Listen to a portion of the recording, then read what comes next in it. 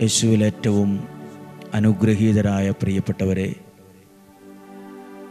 ഈ വചനം കേൾക്കുന്ന, ഡെയിലി ബ്ലെസ്സിങ്ങിലൂടെ ഈ വചനം കേൾക്കുന്ന എല്ലാവരെയും സ്വർഗത്തിലെ ദൈവം, ഇന്നും ജീവിക്കുന്ന ദൈവം സമൃദ്ധമായി അനുഗ്രഹിക്കട്ടെ എന്ന് പ്രാർത്ഥിക്കുന്നു.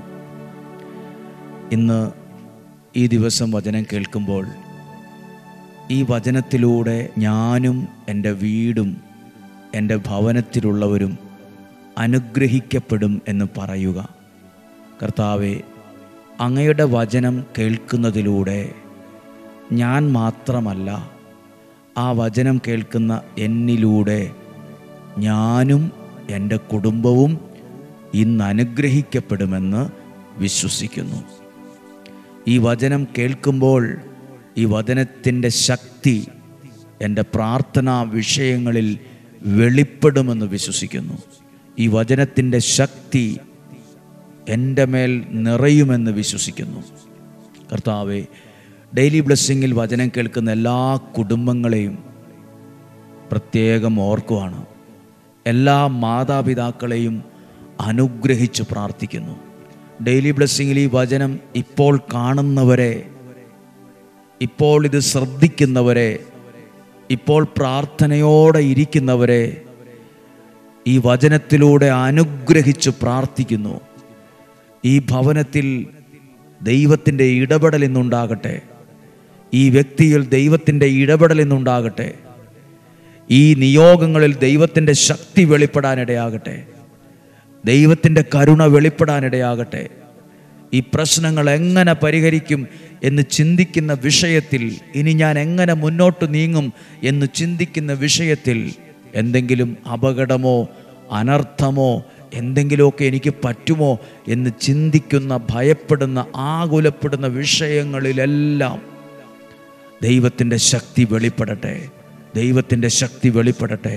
ദൈവത്തിൻ്റെ ആ ഒരു അനുഗ്രഹം നിങ്ങളിൽ നിറയട്ടെ എന്ന് പ്രാർത്ഥിക്കുന്നു. പ്രതീക്ഷയോടെ, പ്രാർത്ഥനയോടെ ഈ വചനം കേൾക്കാം. അപ്പസ്തോല പ്രവർത്തനം 4-ാം അധ്യായം 31-ാമത്തെ വാക്യം. പ്രാർത്ഥന കഴിഞ്ഞപ്പോൾ അവർ സമ്മേളിച്ചിരുന്ന സ്ഥലം കുലുങ്ങി. അവരെല്ലാവരും പരിശുദ്ധാത്മാവിനാൽ പൂരിതരായി ദൈവവചനമോ ധൈര്യപൂർവം പ്രസംഗിച്ചു. അവർ പ്രാർത്ഥന കഴിഞ്ഞപ്പോൾ അവർ സമ്മേളിച്ചിരുന്ന, പ്രാർത്ഥിക്കാൻ ഇരുന്ന സ്ഥലത്തിനൊരു പ്രത്യേകതയുണ്ടായി.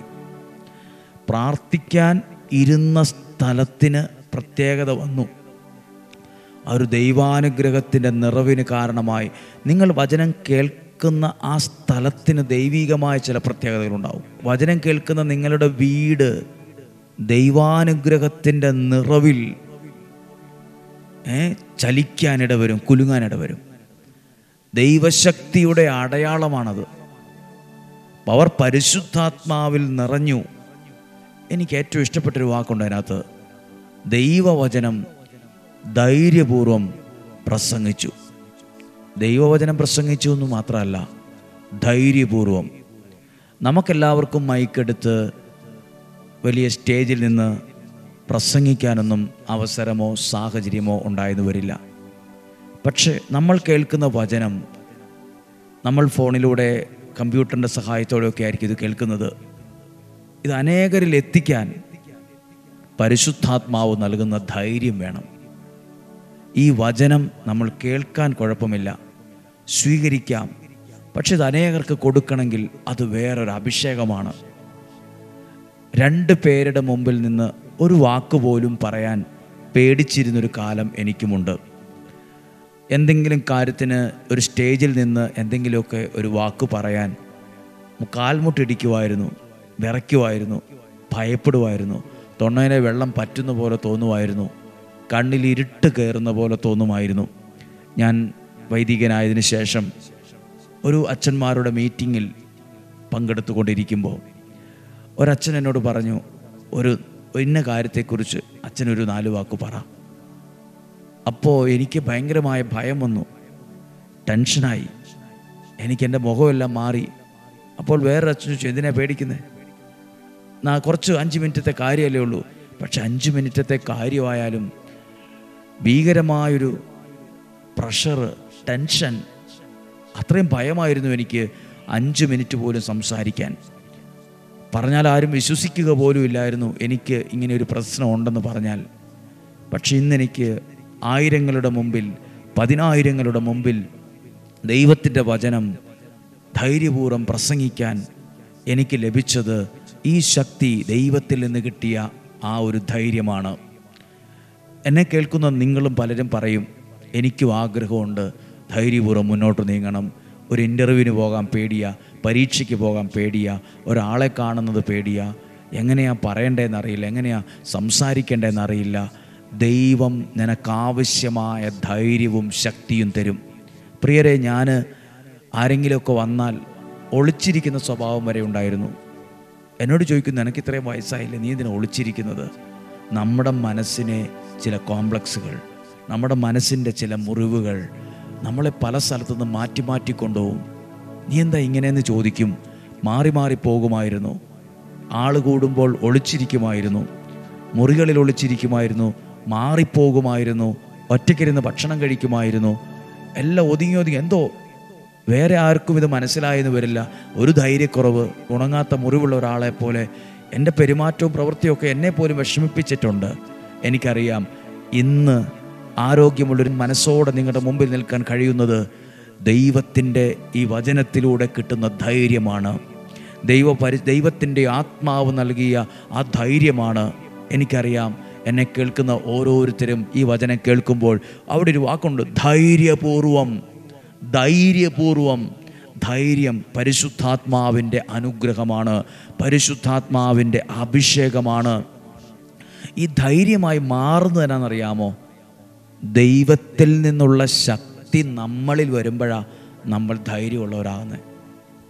ദൈവത്തിൽ നിന്നുള്ള ആ ശക്തി നമ്മളിൽ വരും, അപ്പോഴാണ് നമ്മൾ ധൈര്യമുള്ളവരായി മാറുന്നത്. ദൈവവചനം കേൾക്കുന്ന നിങ്ങൾ എന്തിനെക്കുറിച്ചാലും പേടിയുള്ളവരാണോ, ഭയമുള്ളവരാണോ? ആയിരിക്കാം. എൻ്റെ കുടുംബത്തിൻ്റെ അവസ്ഥ എങ്ങനെയാണ്, എൻ്റെ മക്കളുടെ കാര്യം ഇങ്ങനെ പോയാൽ എന്താകും, പലതും ഓർത്തിട്ട് ഒരു എത്തും പിടി കിട്ടണില്ല. ധൈര്യത്തോടെ ഇരിക്കുക. നിനക്ക് ദൈവം തരുന്ന ധൈര്യം എല്ലാ പ്രശ്നങ്ങളെയും പരിഹരിക്കാൻ കാരണമാകും. ദൈവവചനത്തിലൂടെ കിട്ടുന്നത് കേവലം ഒരു ആശ്വാസം മാത്രമല്ല, ദൈവം തരുന്ന ഒരു ധൈര്യം കൂടിയാണ്. നിങ്ങൾ രോഗിയാണോ?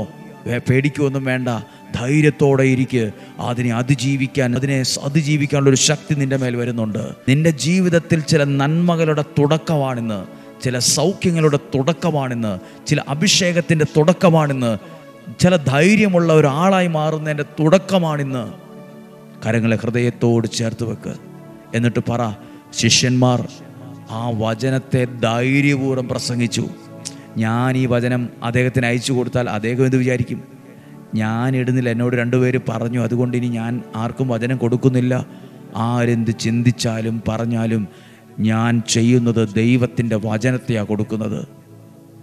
കട്ടതും മോഷ്ടിച്ചതും ഒന്നും അല്ല ഇട്ടത്, ദൈവത്തിൻ്റെ വചനമാണ്. അത് സുവിശേഷ വേലയാണ്. അത് ധൈര്യപൂർവ്വം ചെയ്യുവാൻ, അതുപോലെ ധൈര്യത്തോടെ ജീവിക്കുവാൻ പരിശുദ്ധാത്മാവ് നിന്നെ സഹായിക്കട്ടെ. പരിശുദ്ധാത്മാവ് ഉള്ളവൻ്റെ പ്രത്യേകതയാണ് അത് ധൈര്യപൂർവ്വം പ്രസംഗിക്കും. ധൈര്യം, അവരെന്ത് ചിന്തിക്കും, ഇവരെന്ത് ചിന്തിക്കും, എന്നെ കളിയാക്കത്തില്ലേ, അതൊന്നും അവർ ചിന്തിക്കത്തില്ല. ദൈവം തരുന്ന ധൈര്യം നിന്നിൽ ഉണ്ടാകട്ടെ. ദൈവം തരുന്ന ധൈര്യം നിൻ്റെ കുടുംബത്തിൽ നിഴലിക്കട്ടെ. പ്രാർത്ഥിക്കാം. കർത്താവേ, ഡെയിലി ബ്ലെസ്സിങ്ങിലൂടെ വചനം കേൾക്കുന്ന എല്ലാ കുടുംബങ്ങളെയും അങ്ങയുടെ നാമത്തിൽ അനുഗ്രഹിക്കുന്നു. ഡെയിലി ബ്ലെസ്സിങ്ങിൽ വചനം കേൾക്കുന്ന എല്ലാ മാതാപിതാക്കളെയും അനുഗ്രഹിച്ച് പ്രാർത്ഥിക്കുന്നു. എല്ലാ യുവാക്കളെയും പഠിച്ചുകൊണ്ടിരിക്കുന്നവരെയും അനുഗ്രഹിച്ച് പ്രാർത്ഥിക്കുന്നു. ഡെയിലി ബ്ലെസ്സിങ് വചനം കേൾക്കുന്ന എല്ലാ കുഞ്ഞുങ്ങളെയും അനുഗ്രഹിച്ച് പ്രാർത്ഥിക്കുന്നു. ഡെയിലി ബ്ലെസ്സിങ്ങിൽ വചനം കേൾക്കുന്ന എല്ലാവരുടെയും വരുമാന മാർഗങ്ങളെ അനുഗ്രഹിച്ച് പ്രാർത്ഥിക്കുന്നു. ഡെയിലി ബ്ലെസ്സിങ്ങിലൂടെ വചനം കേൾക്കുന്ന എല്ലാ വ്യക്തികളുടെയും വിദ്യാഭ്യാസത്തെ അനുഗ്രഹിച്ച് പ്രാർത്ഥിക്കുന്നു. ഡെയിലി ബ്ലെസ്സിങ്ങിലൂടെ വചനം കേൾക്കുന്ന എല്ലാ വ്യക്തികളുടെ ആരോഗ്യത്തെ അനുഗ്രഹിച്ച് പ്രാർത്ഥിക്കുന്നു.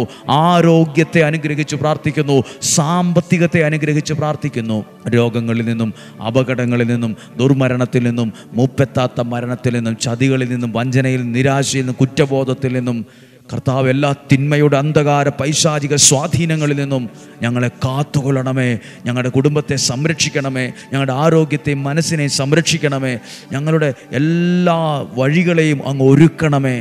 ഇന്നും ജീവിക്കുന്ന യേശുവിൻ്റെ നാമത്തിൽ നിങ്ങളെ അനുഗ്രഹിച്ച് പ്രാർത്ഥിക്കുന്നു, അനുഗ്രഹിച്ച് പ്രാർത്ഥിക്കുന്നു, അനുഗ്രഹിച്ച് പ്രാർത്ഥിക്കുന്നു.